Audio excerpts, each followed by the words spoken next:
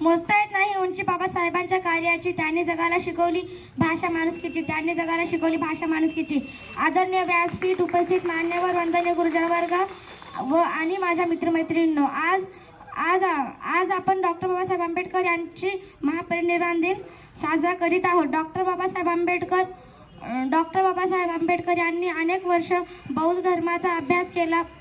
त्यांनी लाखो अनुयायांसह बौद्ध धर्म स्वीकार केला। त्यामुळे त्यांची पुण्यतिथी महापरिनिर्वाण दिन म्हणून साजरी केली जाते। त्यांचे पूर्ण नाव भीमराव रामजी आंबेडकर होते। त्यांचा जन्म 14 एप्रिल 1891 रोजी मध्य प्रदेशातील महू येथे रामजी व भीमाबाई या दाम्पत्याच्या पोटी झाला। त्यांनी डॉक्टर बाबासाहेब आंबेडकर हे लहानपणापासूनच अत्यंत हुशार व महत्वाकांक्षी विचारांचे होते। त्यांनी अस्पृश्य व दीनदलित समाजांचा उद्धार केला। त्यांनी आपल्या बांधवांना शिका, संघटित व्हा, संघर्ष करा असा महत्वाचा मोलाचा संदेश दिला।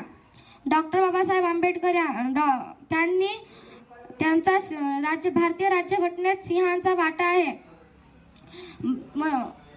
घटना लिहिण्यात त्यांचा सिंहाचा वाटा आहे, म्हणून त्यांना भारतीय राज्यघटनेचे शिल्पकार म्हणतात। असा व्यक्तिमत्वाचा महामानव 6 डिसेंबर 56 रोजी काळाच्या पडद्याआड गेला। मुंबई दादरच्या चैत्यभूमीवर त्यांचे अंत्यसंस्कार करण्यात आले। आजही 6 डिसेंबरला